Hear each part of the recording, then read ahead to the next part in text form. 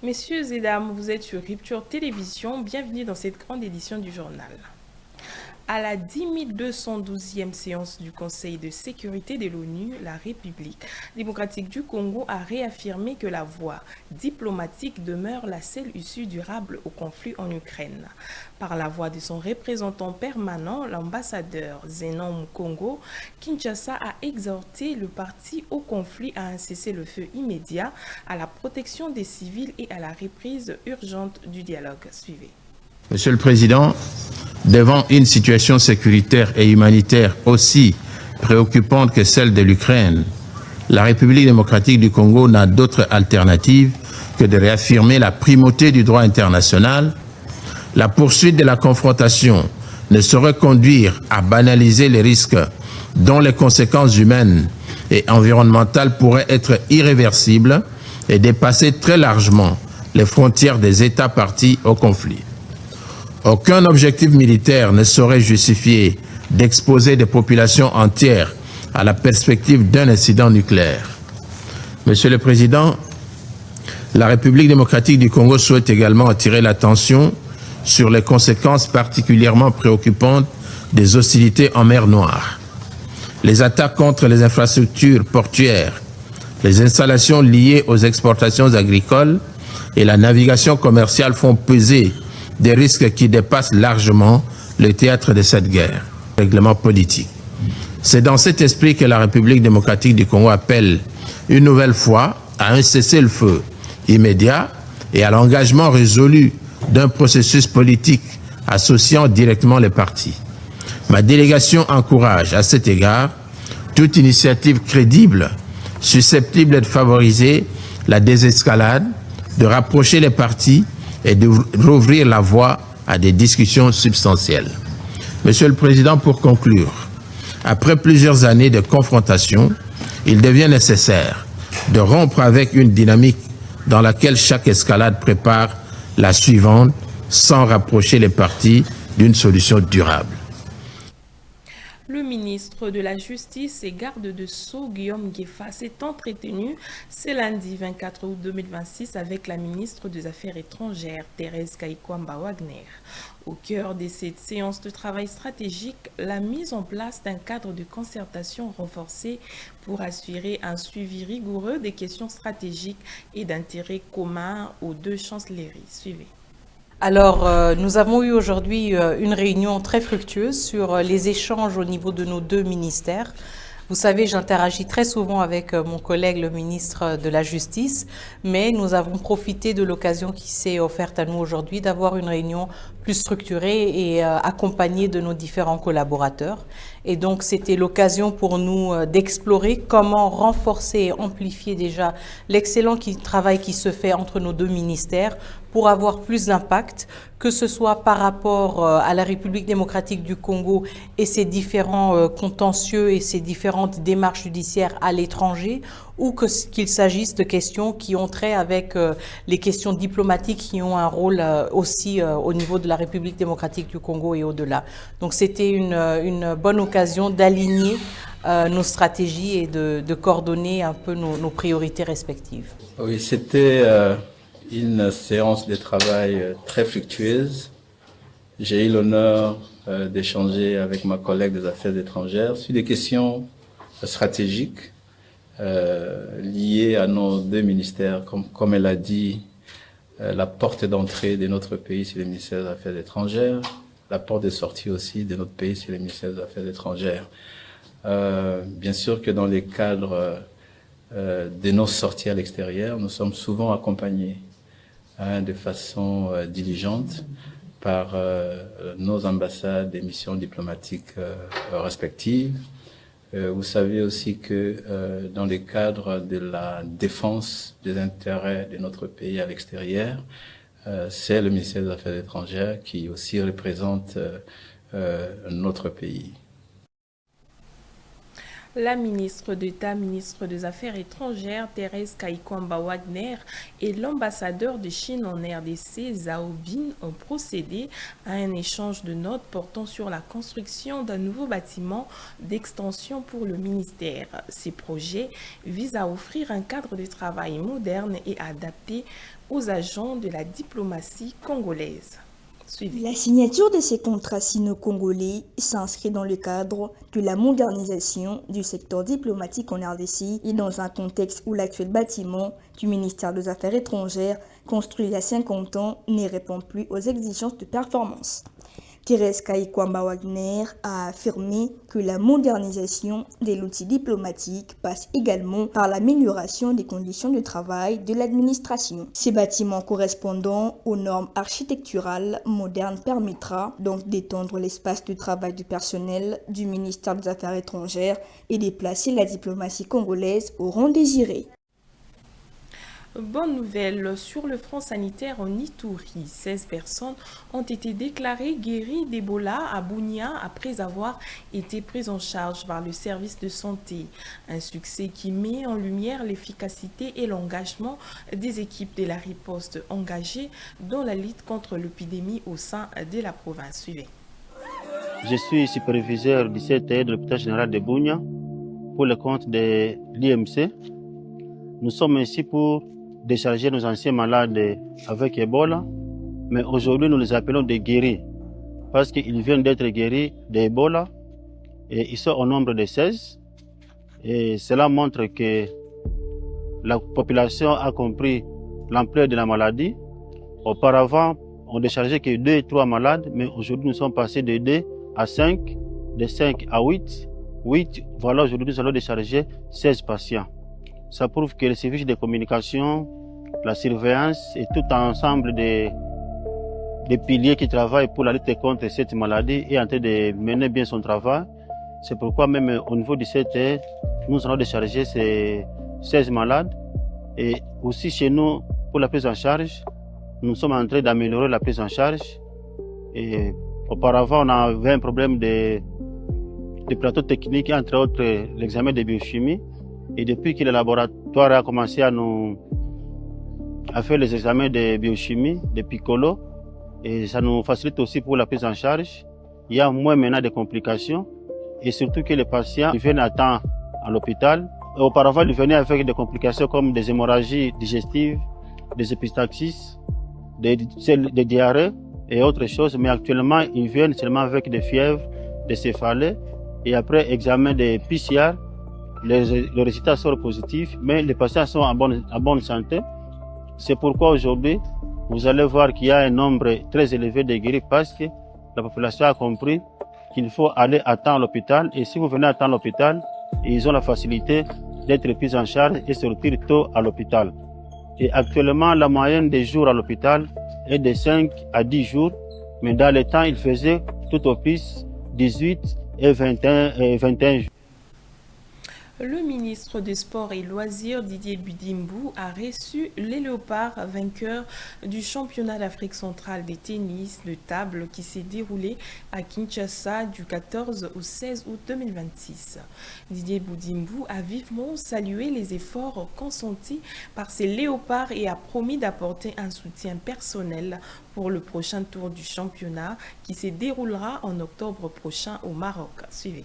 Après un passage remarquable au championnat d'Afrique centrale du tennis de table organisé à Kinshasa, les Léopards de l'RDC ont été reçus par Didier Budimbu au ministère des Sports et Loisirs à Kinshasa afin de présenter leurs médailles arrachées lors de la compétition. En raison d'un parcours brillant réalisé par les Léopards du tennis de table, le ministre des Sports et Loisirs a promis à ces derniers un engagement personnel pour une préparation adéquate de l'équipe et a promis un soutien financier intégral pour la suite du parcours des Léopards au niveau continental. Après ces 5 ans de la compétition régionale des tennis de table, les Léopards ont arraché leur billet pour les championnats africains du tennis de table qui se déroulera au mois d'octobre 2026 au Maroc. Des retours à Kinshasa ce lundi 24 août 2026 après un séjour en France et en Belgique. Le président du parti SID, Martin Fayoulou, a tenu un meeting face à ses partisans. À cette occasion, le leader de l'opposition a confirmé la tenue de la marche fixée au mardi 15 septembre tout en lançant un appel à la mobilisation générale de la population. Suivez. Bana mboka longonya nzambe azala na bino bobosana te boyebi eloko bakobosana te boyebi yango le 15 septembre na Lingala le 15 ya sanza ya libwa mokolo ya 15 ya sanza ya libwa ekozala nini? Ekozala nini? Marche ya kafu po na biloko misato tolobi na bino wana. Non changement de constitution, non au troisième mandat de Chilombo. Oyo ezalaki entraînement. Ba oyo bakanisi ke bakotekisa bino kotambola bokosukisa bango. Eza boye te. Eza boye te. Botikala malamu. Poursuivant sa mission d'inspection dans le Congo central, le directeur général de l'Office congolais de contrôle, le professeur ordinaire Pierre Loholo Somba, s'est rendu ce mercredi 24 août à Mwanda. Cette étape visait à évaluer le fonctionnement des services locaux et à renforcer les capacités techniques de l'Office dans cette zone frontalière stratégique. Suivez les détails. Le directeur général de l'Office congolais de contrôle, le professeur ordinaire Pierre Loholo Somba, a poursuivi sa mission de travail dans la province du Congo central avec une étape importante à Mwanda. Cette visite s'inscrit dans une démarche d'évaluation et de renforcement de capacités de l'OCC dans cette partie stratégique du pays. Sur place, le directeur général a examiné les conditions et fonctionnement des services, les besoins des agents, ainsi que les moyens techniques et opérationnels nécessaires à l'accomplissement efficace de leur mission. L'étape de Mwanda a également permis de mettre en lumière l'importance du rôle de l'OCCI dans le contrôle et l'accompagnement des activités économiques. Le renforcement des capacités de l'Office devrait ainsi contribuer à améliorer la qualité du contrôle et à accroître son efficacité sur le terrain. À travers cette mission, la direction générale attend rapprocher davantage l'administration de ses structures opérationnelles et apporter des réponses concrètes aux défis auxquels elles sont confrontées. La visite à Mwanda traduit ainsi la volonté de l'OCCI de consolider ses capacités et de renforcer sa présence dans les zones stratégiques du pays. En prélude à la 3e édition de la messe entrepreneuriale, le coordonnateur de la fondation GIF, Jérémy Inonga, a décliné les grands objectifs de cette rencontre lors d'une conférence de presse. Prévue pour ce 29 août à l'Université pédagogique nationale, cet événement placé sous les thèmes de « Entreprendre aujourd'hui pour bâtir l'économie de demain » vise à stimuler l'esprit d'entreprise chez le jeune et rapprocher les porteurs de projets des opportunités. Suivez ces reportages de Honoré Diakissi.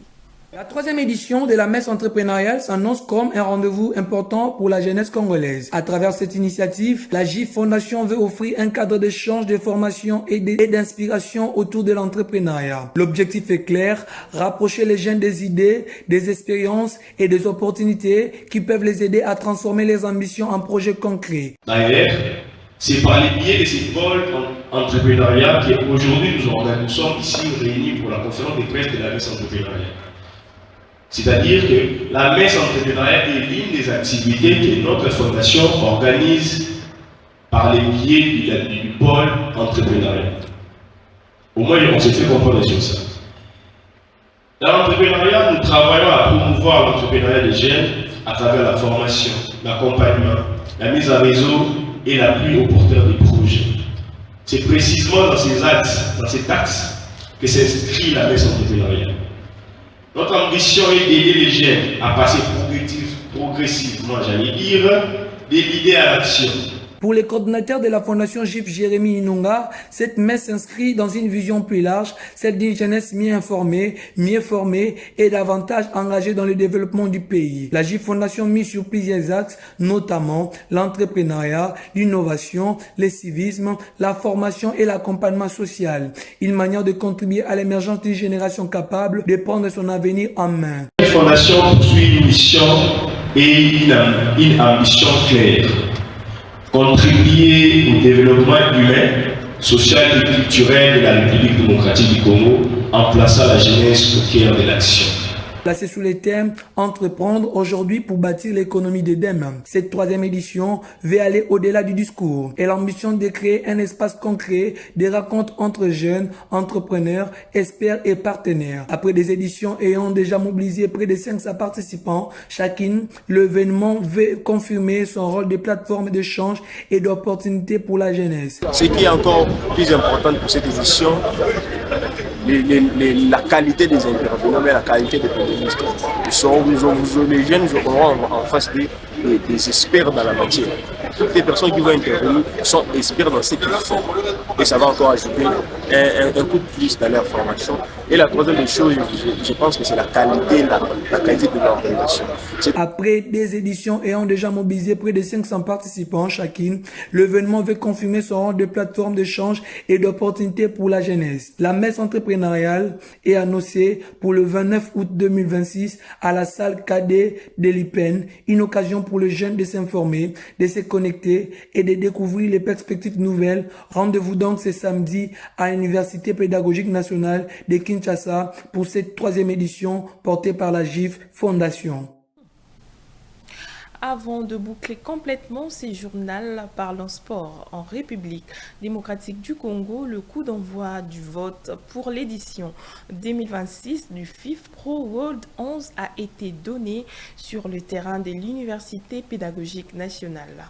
Sous la supervision de l'Union de footballeurs du Congo, le joueur de l'AC Molole de Kananga ont ouvert les balles de cette consultation mondiale qui invite l'ensemble des acteurs de la Ligue 1 à élire l'équipe type de l'année.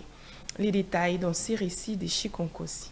Le coup d'envoi du vote pour l'édition 2026 du FIF Pro World 11 a été officiellement donné en République démocratique du Congo. Réunis sur le terrain de l'Université pédagogique nationale, la UPN, le joueur de l'AS Molole de Kananga ont ouvert le bal de cette consultation annuelle de la FIF Pro, organisée sur le sol congolais par l'Union de footballeurs du Congo, UFC. Organisée dans la foulée de la Coupe du Monde 2026, co-disputée aux États-Unis, au Canada et au Mexique, ces scrutins offre la parole aux acteurs majeurs du ballon rond en République démocratique du Congo. L'ensemble des effectifs masculins et féminins engagés en Ligue 1 est convié à composer son équipe type mondiale pour la saison écoulée. Pour encadrer les lancements du processus, Jean-Paul Kamango, chargé de la base des données au sein de l'UFC, a détaillé le monde opératoire auprès d'une vingtaine de sociétaires de l'AS Molole mobilisés pour l'occasion. C'est le prix international décerné exclusivement par les praticiens du G. Le FIF Pro World 11 s'appuie sur une plateforme en ligne sécurisée, accessible via des liens personnalisés distribués par les syndicats affiliés. Chaque votant doit désigner les 3 éléments les plus performants à chaque poste: gardien, défenseur, milieu de terrain et attaquant. La sélection finale retient 11 éléments dans les 2 versions masculines et féminines: un gardien, 3 défenseurs, 3 miliers et 3 attaquants avant récolter le plus de suffrages à leur poste respectif.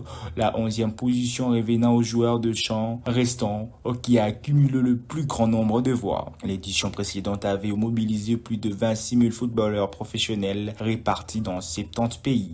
Avec les lancements des opérations à Kinshasa, la République démocratique du Congo apporte sa contribution à ces grands rendez-vous démocratiques du football mondial. Voilà, c'est la fin de cette grande édition de 20h. Merci de nous avoir suivis et bonne suite de programmes sur Rupture Télévision.